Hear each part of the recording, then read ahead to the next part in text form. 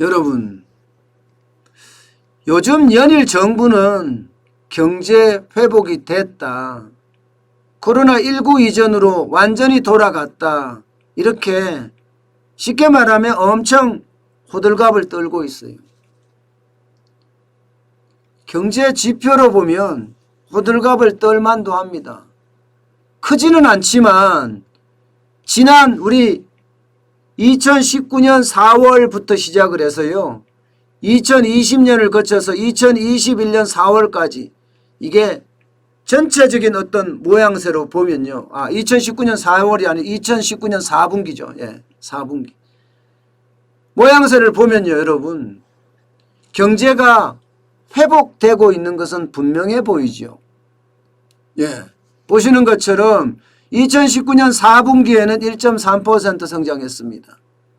예, 2020년 2분기에는 마이너스 3.2%까지 떨어졌지만 그 이후에 3분기에 2.2%, 4분기에 1.1%, 그래서 전체적으로는 경제 성장률이 0.9% 마이너스에 그쳤다, 이렇게 이야기하잖아요.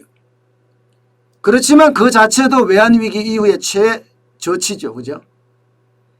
게다가 1분기는 또 1.7%까지 깜짝 성장을 했다, 이렇게 이야기를 합니다. 저는 깜짝이라는 거 붙이는 것도 솔직히 저는 마음에 안 들어요. 예. 왜냐하면 1분기에 성장한 게, 이거는 이렇게 성장 못하면 그냥 제가 한마디 쓰겠습니다. 이거는 병신입니다. 병신. 병신이 아니고는 1.7% 성장하는 게, 저는 3%, 4%, 5% 성장해야지 된다고 생각을 하는데 1.7%까지 성장밖에 못했다는 것은 진짜 경제가 병신 절름발이라니까요. 왜냐고요? 재난지원금 뿌린 거 생각해 보자고요. 3차 재난지원금 1월에 뿌렸어요. 4차 재난지원금 3월에 뿌렸습니다. 그 규모가 30조가 넘는 규모입니다. 30조가 넘는 규모. 예. 3차 재난지원금이 9조 7천억 원인가 그렇죠. 4차 재난지원금이 20조 7천억 원인가 그렇고요. 예.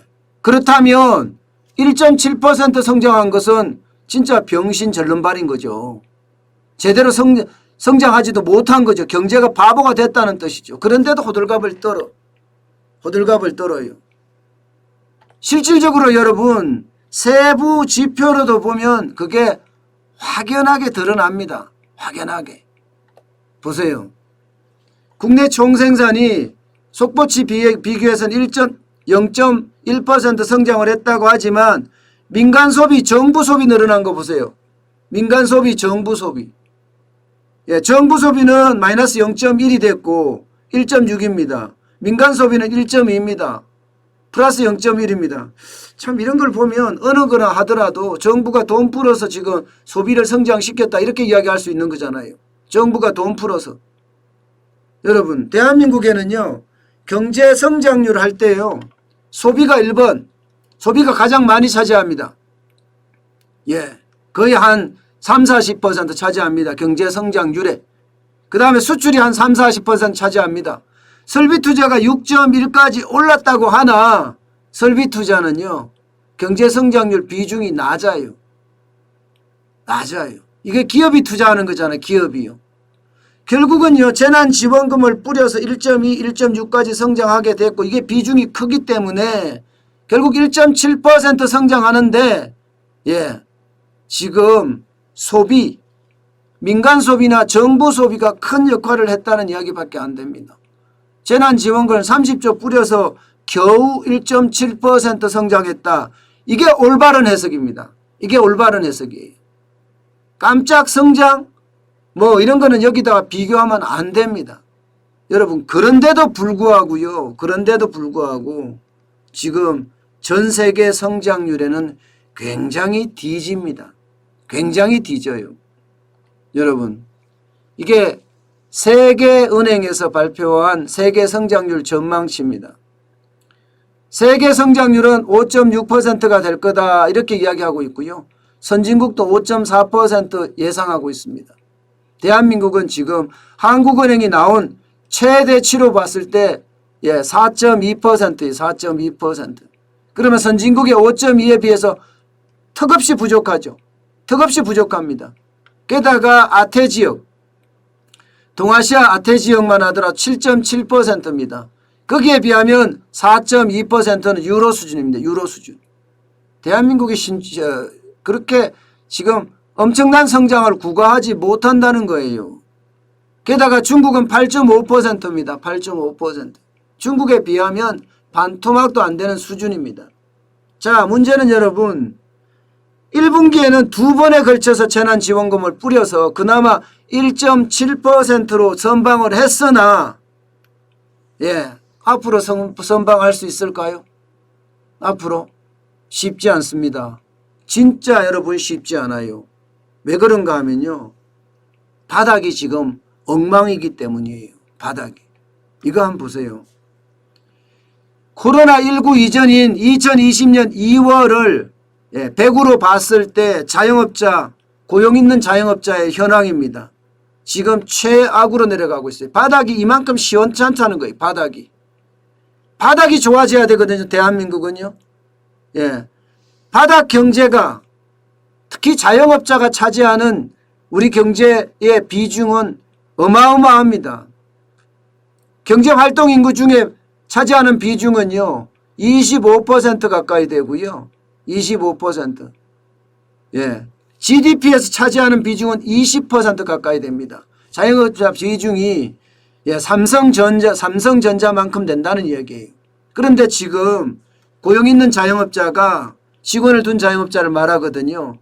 여기가 사실 일자리를 만드는 주축 세력인데 이 일자리를 만드는 주축 세력이 망가지고 있어요. 아직까지 4월까지도 회복의 기미가 보이지 않습니다. 회복의 기미가. 그렇다고 이야기하면요. 정부가 이야기하는 것과 지금 바닥 경제나 경제를 분석해 보니까 굉장히 다르죠. 정부는 1.7% 성장하면서 깜짝 성장이라는 호들갑을 굉장히 떨지만 결국 그 성장도 재난지원금을 뿌려서 3차 4차 재난지원금을 뿌려서 그만큼 성장한다는 거고 그런데도 불구하고 바닥 경기는 자리를 못 잡아간다. 바닥 경기는 자리를 못 잡아간다. 이런 얘기입니다. 지금 대한민국 경제는 사실 만만치가 않다는 이야기예요. 좀 더 구체적으로 보면요. 2018년만 하더라도 직원 둔 자영업자가 161만 1000명이었습니다. 2018년이요.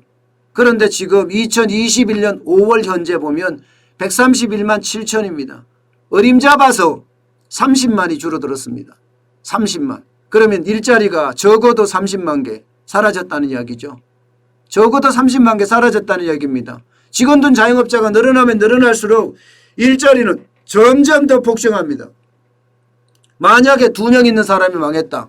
자영업자까지 포함을 하면 저는 이게 60만 개 이상의 일자리가 사라졌다고 봅니다. 결국은 구체적으로 따져보니까 아직 우리 경제는 제자리를 잡아가기가 쉽지 않다. 정부가 이야기하는 것은 결국은 국민을 기만하고 호도하는 거다. 국민을 우롱하는 거다. 저는 그렇게 이야기할 수 있습니다. 저는 그렇게 이야기합니다. 경제에 관한 한 분명히 수출기업, 몇몇 수출기업은 좋은 것은 사실입니다. 좋은 것은. 그러나 현실은요. 현실은 나머지 몇몇 대기업 빼놓고 나머지 중소기업까지 내려가면 그 상황은 점점 처참해지고요. 영세기업에서 자영업자까지 개인사업자까지 내려오면 그 상황은 더 악화된다는 사실. 그것은 분명해 보입니다. 그렇지만이 좀 중요합니다. 그렇지만 분명한 것은요. 재난지원금을 뿌렸든지 아니면 그렇지 않든지 지금 현재 상황에서 경제가 회복되는 건 사실이에요. 반등은 아니지만 반짝 성장도 아니지만 갑작 성장도 아니지만 이게 백신이 접종이 되면서 조금 회복이 되는 것도 사실이다. 이거는 분명히 우리가 이해하고 넘어가야 될 것 같습니다.